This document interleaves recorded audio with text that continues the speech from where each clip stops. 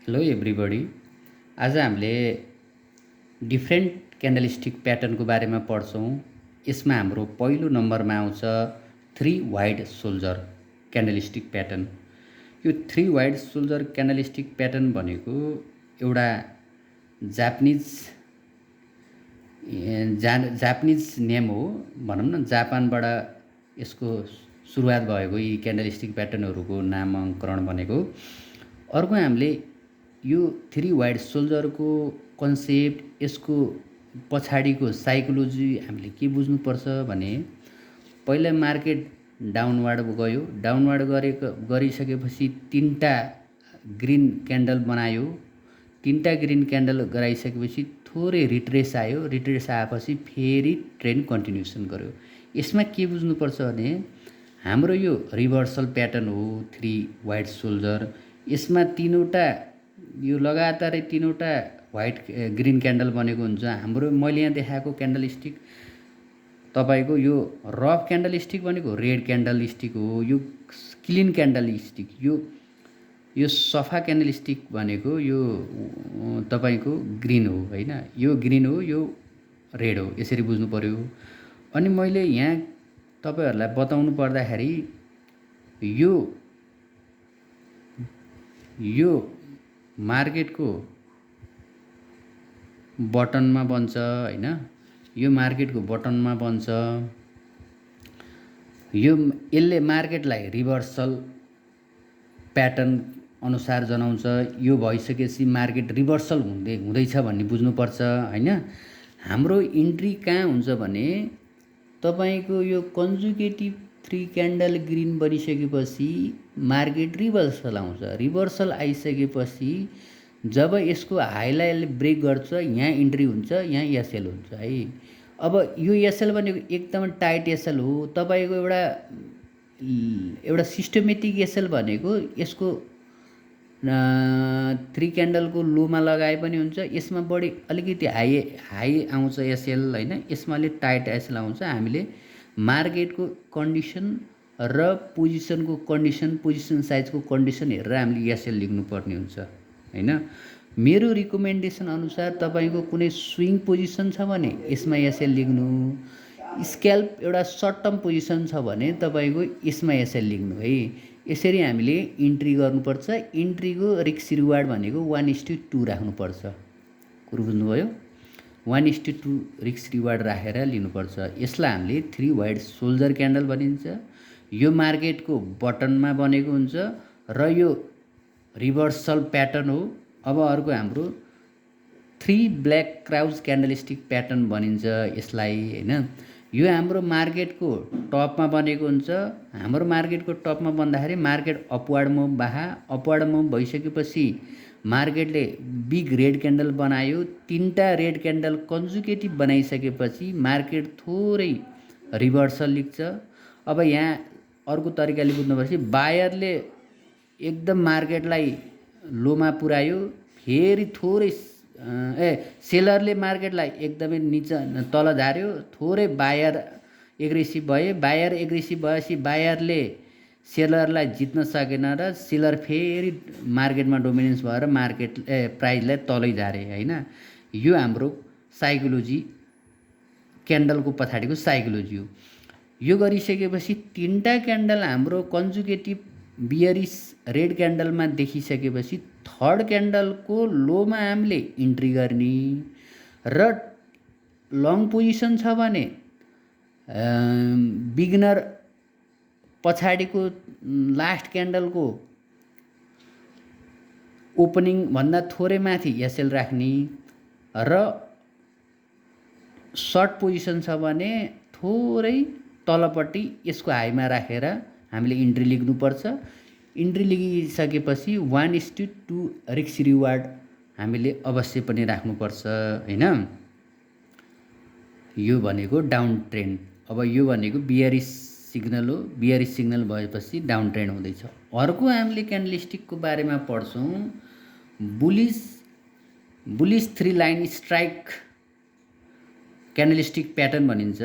यो bullish three line strike candlestick pattern कस्तो हुन्छ भन्नुहुन्छ भने, मार्केट अप अपवार्ड गाहा। मार्केट अपवार्ड गइसकेपछि तपाईँको यहाँ एकदमै इम्पोर्टेन्ट बुझ्नुपर्ने कुरा, 3टा क्यान्डल ग्रिन क्यान्डल बने। तपाईँलाई मैले पहिले भनेको छु, एउटा सादा क्यान्डल भनेको ग्रिन क्यान्डल हो, यो रफ क्यान्डल भनेको रेड क्यान्डल हो। 3टा ग्रिन क्यान्डल बनाइसकेपछि एउटा बिग रेड क्यान्डल आउँछ।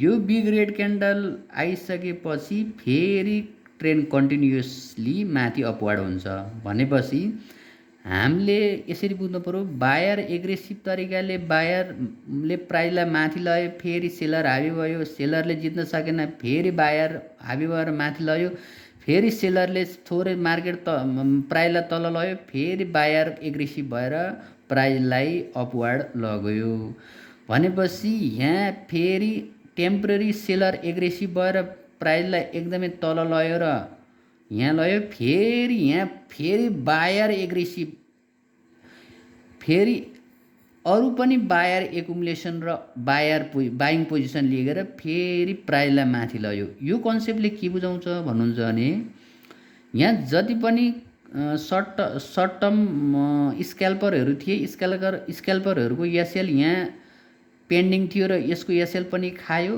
यसको एसएल आएर मार्केटमा फेरि लिक्विडिटी स्विप गरे यिनीहरू यो दुईटा क्यान्डलको लिक्विडिटी स्विप भएपछि फेरि रिमेनिङ जति पनि यहाँ इन्ट्री भएका थिएनन् बायरहरू फेरि यहाँ इन्ट्री भए, नयाँ न्यू बायरहरूको इन्कमिङ भयो र मार्केटलाई फेरि माथि लग्यो र प्राइसलाई माथि लग्यो। हामीले यसमा इन्ट्री कहाँ गर्नुपर्छ भने, एउटा एकदमै साइन्टिफिक इन्ट्री कहाँ हुन्छ भने, कतिपयले मान्छेहरूले यसको अपमा गएपछि इन्ट्री गर्नु भन्छ। मेरो एउटा मान्यता के छ भने, जब यहाँ हामीले सर्ट टर्म पोजिसन लिनु छ भने यो तपाईँको red candle big red candle बनिसकेपछि अर्को कन्जुगेटिभ क्यान्डल ग्रिन भएर यसको माथि तपाईँको अर्को क्यान्डल बन्छ भने यसमा तपाईँले इन्ट्री गर्न पनि सक्नुहुन्छ। अर्को इन्ट्री यसमा गर्नुपर्छ, सेफ इन्ट्री हाम्रो यहाँ हुन्छ। यहाँ यसको हाईलाई ब्रेक गरेपछि यो सेफ इन्ट्री भयो होइन। अब यो भनेको रिस्क इन्ट्री हो। अब यो सर्ट टर्म स्क्याल्पिङ लागि यहाँ इन्ट्री गरे नि हुन्छ, यसको एसएल थोरै बफर लाएर यहाँ तल राख्ने अनि 1:2 रिस्क रिवार्ड लिने। अर्को लङ टर्म पोजिसनको लागि हो भने तपाईँको यसको ब्रेकमा तपाईँले इन्ट्री गर्नु, सेफ इन्ट्री भयो। यसको एसएल यहाँ लाग्नु 1:2 रिस्क रिवार्ड तपाईँले राख्नुपर्छ मिनिमम पनि रिस्क म्यानेजमेन्टको लागि। यसलाई भनिन्छ हामीले ट्रेन्ड कन्टिन्युसली प्याटर्न भनिन्छ। अब अर्को तपाईँको यहाँ तपाईँको यही अनुसारको बियरिस 3 लाइन स्ट्राइकको बारेमा मैले तपाईँलाई देखाउँदाखेरि मार्केट डाउन ट्रेन्ड गएको, मार्केट डाउन ट्रेन्ड गइसकेपछि फेरि पहिला भने जस्तै मार्केट पहिला डाउन गयो होइन। डाउन गइसकेपछि थोरै माथि गयो, माथि गएपछि फेरि सेलर एग्रेसिभ भएर तल लड्यो अनि 3टा कन्जुगेटिभ क्यान्डल तपाईँको रेड क्यान्डल बनिसकेछ र त्यसपछि एउटा बिग ग्रिन क्यान्डल बनेको छ। बिग ग्रिन क्यान्डल बनिसकेपछि यहाँको एसएल पनि खायो र न्यू सेलर पनि यहाँ इन्कमिङ गरे। न्यू सेलर पनि इन्कम गरेपछि यहाँ सेलरले धेरै सेल पोजिसन लिइसकेपछि मार्केट एग्रेसिभ तरिकाले फेरि डाउनवार्ड जान्छ। यो प्याटर्न बन्यो भने हामीले के बुझ्नुपर्छ भने मार्केट कन्टिन्युसन गर्दैछ, डाउनवार्डको कन्टिन्युसन ट्रेन्ड कन्टिन्युस हुँदैछ भन्ने हामीले बुझ्नुपर्छ र त्यही अनुसारको हामीले इन्ट्री पोजिसन गराउनुपर्छ। यहाँ पनि इन्ट्री भनेको सेफ इन्ट्री भनेको एउटा यहाँ भयो अनि एसएल यहाँ राख्ने, यहाँ इन्ट्री गरेपछि 1:2 रिस्क रिवार्ड अनुसार हामीले ट्रेड लेख्नुपर्छ। आज हामीले सर्लक्क बुझ्नु पर्दाखेरि हामीले एउटा समराइज बुझौँ। समराइज बुझ्दाखेरि हामीले एउटा 3 वाइट सोल्जरको बारेमा पढ्यौँ। 3 वाइट सोल्जर भनेको मार्केट रिभर्सल हुँदैछ, यो मार्केटको बटनमा बन्छ यो क्यान्डलस्टिक प्याटर्न होइन। अर्को 3 ब्ल्याक क्राउड्स यो मार्केटको टपमा बन्छ। यसमा नि तपाईँको 3वटा क्यान्डल कन्जुगेटिभ बुलिस हुनु पऱ्यो, यसमा बियरिस हुनु पऱ्यो, हामीले मेन इम्पोर्टेन्ट फ्याक्टर। त्यसपछि रिमेनिङ क्यान्डल, त्यसपछि नेक्स्ट क्यान्डलको हाईमा इन्ट्री गर्नु पऱ्यो, अनि लेफ्ट पछाडिका 3 क्यान्डलको लास्ट क्यान्डलको लोमा हामीले स्टप लस राखेर हामीले इन्ट्री लिनुपर्छ। अर्को त्यस्तै जस्तो ठ्याक्कै तपाईँको बुलिस 3 लाइन स्ट्राइक क्यान्डल हो, यसको नि ठ्याक्कै त्यही तपाईँको 3टा क्यान्डल हाम्रो कन्जुगेटिभ ग्रिन आइसकेपछि बी ग्रेड क्यान्डल बन्छ। बी ग्रेड क्यान्डल बनिसकेपछि फेरि मार्केट अपवार्ड हुन्छ। यहाँ फेरि तपाईँले भनेअनुसार बायर एग्रेसिभ हुन्छन् र कन्टिन्युस, यसलाई कन्टिन्युस भन्छ, यसलाई रिभर्सल भनिन्छ। र लास्टमा तपाईँलाई अहिले भनिसकेँ। यति भन्दै आजको यो एपिसोडलाई यहीँ समाप्त गर्छु मैले। र मेरो एउटा तपाईँहरूलाई रिक्वेस्ट के छ भने मेरो यो च्यानललाई लाइक एन्ड सब्सक्राइब गर्नुहोला हैन, त्यो गर्नु भने मलाई मोटिभेसन मिल्छ। यति भन्दै आजको एपिसोडलाई यहीँ टुङ्गाउँछु।